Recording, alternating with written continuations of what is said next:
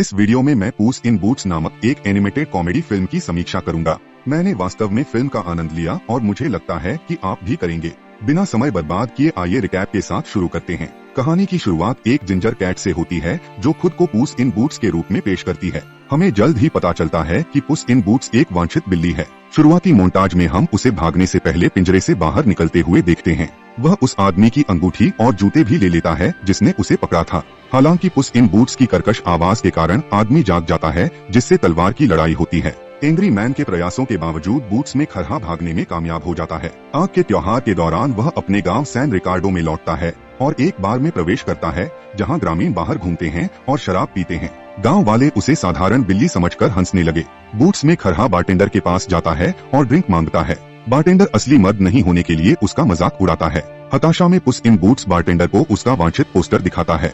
उन्होंने कहा कि वह यहाँ परेशानी पैदा करने के लिए नहीं है, बस चीजों से ध्यान हटाने के लिए कुछ ढूंढ रहे हैं। जब ग्रामीणों को पता चलता है कि वह पुस इन बूट्स है तो वे उसे मारने की कोशिश करते हैं, लेकिन वह बहुत चतुर है और उनके हमलों से बचने का प्रबंधन करता है। वह समझाता है कि वह कोई परेशानी नहीं चाहता, वह सिर्फ एक अंक के पीछे है। एक ग्रामीण उसे हत्यारे डाकू जैक और जीनल के बारे में बताता है। उनके पास वे जादुई फलियां हैं जिनकी वह तलाश कर रहा था, जो एक विशाल खदान में उगती हैं। लेकिन उन्हें जैक और जिनल से चुराना एक आत्मघाती मिशन है। दृश्य जैक और जिनल के लिए बदल जाता है, उनके जानलेवा चेहरों के लिए हर किसी से डरने वाले भयंकर डाकू। उनकी प्रतिष्ठा ने उन्हें समुदाय में बदनाम कर दिया है।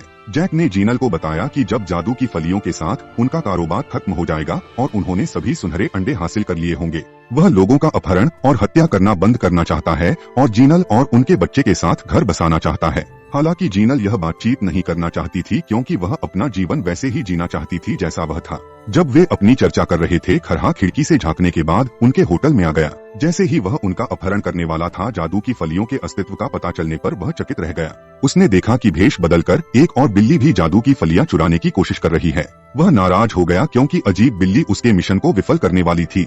उसने बिल्ली से बात करने की कोशिश की, लेकिन घुसपैठिया जादू की फलियां चुराने के लिए दृढ़ था। इसके अलावा जब वे लड़ने वाले थे तो बिल्ली ने उस पर हमला करने की धमकी दी, तो वह और भी नाराज हो गया। उस इन बूट्स बिल्ली के पीछे चला गया क्योंकि वह इस बात से नाराज था कि बिल्ली ने उसके मिशन को विफल कर दिया था। लंबे समय तक पीछा करने के बाद एक कक्ष में उसकी खोज करते हुए वह बचपन के लंबे समय से खोए हुए दोस्त हम्प्टी अलेक्जेंडर के पास आता है, जो अब एक बात करने वाला अंडा है।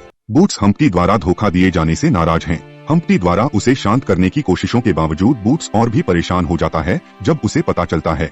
हम्प्टी ने खुलासा किया कि उसने कशिश को बूट्स के मिशन में तोड़फोड़ करने के लिए भेजा था जब वह जादू की फलियां पाने के बहुत करीब था। हालांकि हम्प्टी बताते हैं कि उन्होंने ऐसा इसलिए किया ताकि वे मिशन को जीतने और प्राप्त करने के लिए मिलकर काम कर सकें। वह कशिश को एक अत्यधिक कुशल बिल्ली के रूप में वर्णित करता है और मानता है कि उनकी संयुक्त बुद्धि के साथ वे सफल हो सकते हैं। हम्प्टी आगे कहते हैं कि उन्होंने मिशन का गहन अध्ययन किया है। बूटों को यह भी नहीं पता होगा कि जादू की फलियां कहाँ लगाएं। इसके अलावा वह पुस को साझेदारी की पेशकश करता है, लेकिन पुस इसे अस्वीकार कर देता है। वह पुस को समझाने की कोशिश करता है कि मिशन के लिए उसे उसकी जरूरत है, लेकिन पुस ने पहले ही अपना मन बना लिया है।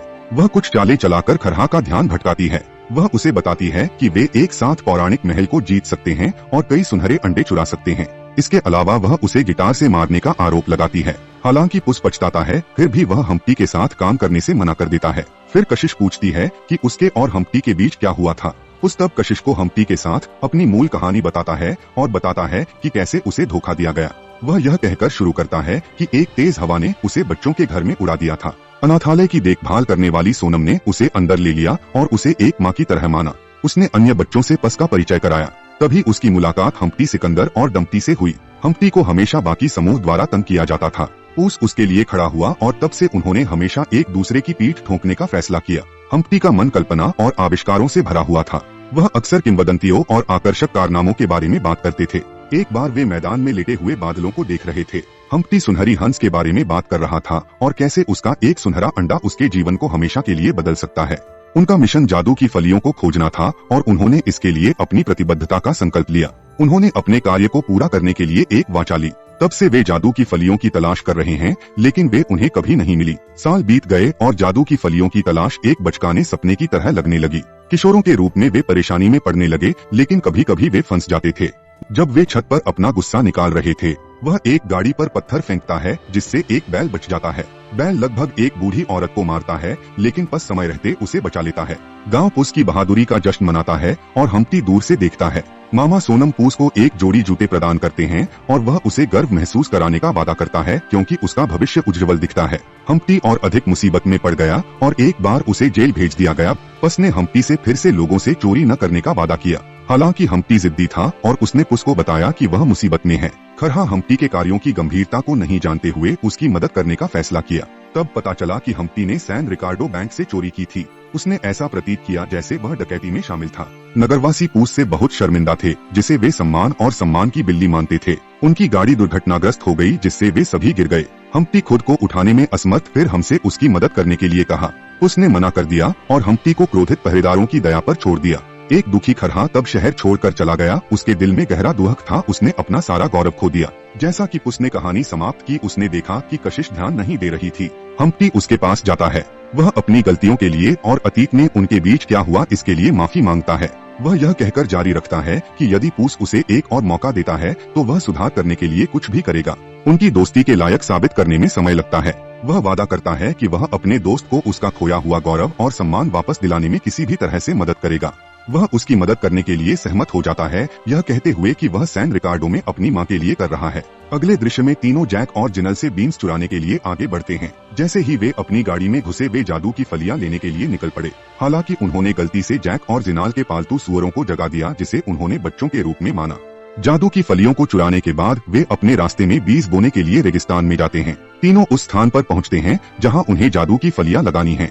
हम्प्टी खुद बीज बोने का सम्मान लेता है। जादू के बीज बोने के बाद एक तेज बवंडर आता है। बवंडर सीधे समुद्र में जाता है। इस विचित्र घटना के बाद पौधे का प्रभाव सकारात्मक परिणाम नहीं दिखाता है। एक भ्रमित हम्प्टी पौधे की जांच करने के लिए उसके पास जाता है। एक विशाल लता तेजी से बढ़ने लगती है और तीनों को बादलों के ऊपर उठा लेती है। बादलों तक पहुंचते ही वायुदाब कम होने के कारण उनकी आवाज बदल जाती है। वे घने बादलों के बीच खुशी से खेलते हैं। कशिश चालक दल को विशाल महल दिखाती है और वे सभी यह जानकर हैरान रह जाते हैं कि किंवदंती सच है। जैक और जीनल जो चालक दल पर नजर रख रहे थे, अंत में उनके ठिकाने का पता लगाते हैं।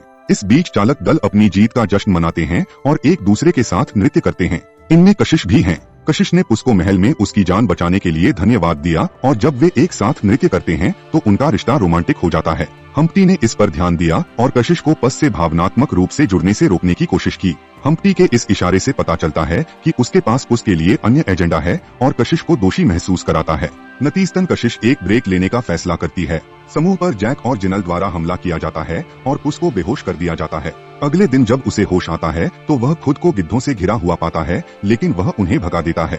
उसे पता चलता है कि घात के पीछे जैक और जीनल थे और उन्हें शक है कि उन्होंने हम्प्टी और कशिश का भी अपहरण कर लिया है। इसलिए वह उन्हें खोजने और उन्हें हत्यारे डाकू से बचाने के लिए निकल पड़ा। वह एक घोड़े पर सवार होकर जैक और जिनल के वैगन को वापस सैन रिकार्डो तक ट्रैक करता है। आने पर वह यह जानकर कि वह अभी भी वांछित है और एक भगोड़ा माना जाता है, गांव में घुस जाता है। वह हम्प्टी के साथ जैक और जिनल को खोजने में कामयाब हो जाता है, लेकिन वह यह देखकर हैरान रह जाता है कि वे एक उत्सव पार्टी दे रहे हैं। उसे पता चलता है कि अपहरण की योजना खुद हम्प्टी ने बनाई थी। उसके झटके के लिए जैक, जीनल और यहाँ तक कि कशिश सभी पूरे समय हम्प्टी के लिए काम कर रहे थे। हम्प्टी ने पुलिस को बताया कि जेल में रहने के दौरान उसने सब कुछ प्लान किया था। वह बताते हैं कि पूरा रोमांच बदला लेने के लिए था। गुस्से में बिल्ली गुस्से में है कि हम्प्टी ने उसे धोखा दिया। वह हम्प्टी से पूछता है कि उसे फिर से धोखा क्यों देना पड़ा।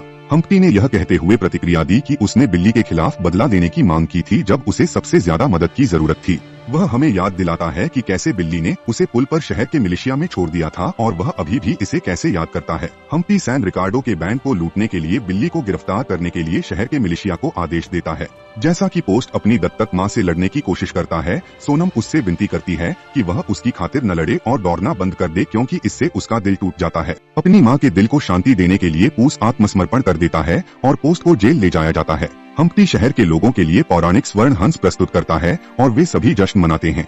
हम्प्टी अपने गांव में सोने के अंडे की दौलत लाने के लिए एक नायक बन जाता है। इस बीच उसको एक सेल में फेंक दिया जाता है, जहां कमांडेंट उसे आश्वासन देता है कि वह अपना शेष जीवन जेल में बिताएगा। एक उदास खरहा एक बूढ़े व्यक्ति से मिलता है जो उसका जेल साथी है। बूढ़े व्यक्ति ने खुलासा किया कि हम्प्टी ने सालों पहले उससे जादू की फलियां चुराई थीं जब वे एक ही कोठरी में थे। उन्होंने पोस्ट को बताया कि उन्होंने हम्प्टी को सोने का अंडा न लेने की चेतावनी दी थी, लेकिन हम्प्टी बदला लेने के लिए बेताब था और बीन्स का उपयोग करके एक क्रूर योजना के साथ आया। बूढ़ा यह समझाते हुए आगे बढ़ा कि महान आतंक वह हंस है जो सोने के अंडे देती है। ग्रेट टेरर एक विशाल पक्षी है जो अपने बच्चे की रक्षा के लिए कुछ भी करेगा। पक्षी तब हम्प्टी के दुर्व्यवहार और कारावास का बदला लेने के लिए सैन रिकार्डो को नष्ट कर देगा। ठीक समय पर कशिश उसको जेल से छुड़ाने के लिए पहुंचती है। वह माफी मांगती है और उसके लिए अपनी सच्ची भावनाओं को स्वीकार करती है, जिसमें कहा गया है कि वह सोने से ज्यादा उसकी परवाह करती है। हालांकि जेल प्रहरी आते हैं और पूस और कशिश उनका मुकाबला करते हैं। कशिश पहरेदारों का ध्यान भटकाती है, जबकि पुस हम्प्टी से मिलने जाता है और वह समय पर उसका पता लगाने में सक्षम हो जाता है। उसने शहर को विशाल सुनहरे हंस से बचाने में मदद करके उसे अपने पिछले कार्यों के लिए तैयार करने के लिए मना लिया। तभी विशाल हंस कस्बे में आता है। विशाल हंस लोगों पर हमला करना शुरू कर देता है, जिससे सभी को सुरक्षा के लिए भागने पर मजबूर होना पड़ता है। गोसलिंग को चारा के रूप में उपयोग करते हुए पुस विशालकाय हंस को शहर से दूर ले जाता है। पीछा करने के दौरान कशिश पुस को जैक और जीनल से बचाने में मदद करती है, जो गोसलिंग चोरी करने की कोशिश करते हैं। जैसे ही पुल ढहता है, हम्प्टी और गोल्डन गोसलिंग को फेंक दिया जाता है। जब यह स्पष्ट हो जाता है कि खरहा उन दोनों को नहीं बचा सकता, तो वह उनका रक्षक बन जाता है। हम्प्टी ने उनसे पूरे शहर को नष्ट करने से रोकने के लिए गोसलिंग को बचाने का आग्रह किया, तो हम्प्टी ने खुद को बलिदान करने का फैसला किया। एक भावनात्मक क्षण के बाद हम्प्टी रस्सी छोड़ देता है। उसको पता चलता है कि हम्प्टी उसके खोल के अंदर एक बड़ा सुनहरा अंडा था। अंत में सुनहरी बत्तख को उसका गोश्त मिल जाता है और वे फिर से मिल जाते हैं। वह हम्प्टी के सुनहरे अंडे को बादलों के ऊपर विशाल के महल में वापस ले जाती है। उसने शहर को विनाश से बचाया और अपने बहादुर कार्यों के लिए नायक बनकर अपने लोगों से प्रशंसा प्राप्त की। हालांकि उसने खुद को छुड़ाने के लिए जो कुछ भी किया, उसके बावजूद शहर के मिलिशिया द्वारा उसको अभी भी एक भगोड़ा माना जाता है। पुस अपनी दत्तक माँ सोनम से फिर से मिलता है, जो उसके लिए अपने प्यार और गर्व को व्यक्त करती है। फिर वह कशिश के साथ शहर से बाहर चला जाता है। अंत क्रेडिट के दौरान जैक और जीनल को अभी भी अपनी चोटों से उबरते हुए दिखाया गया है। बादलों के ऊपर हम्प्टी की आत्मा को उसके सामान्य रूप में देखा जा सकता है। वह एक सुनहरे अंडे की पोशाक पहनता है और सुनहरे हंस की पीठ पर उसके गोसलिंग के साथ नृत्य करता है। अंत में पुस और कशिश एक चुंबन साझा करते हैं। अगर आपको यह वीडियो अच्छा लगा हो तो कृपया सब्सक्राइब करें और इसे लाइक करें।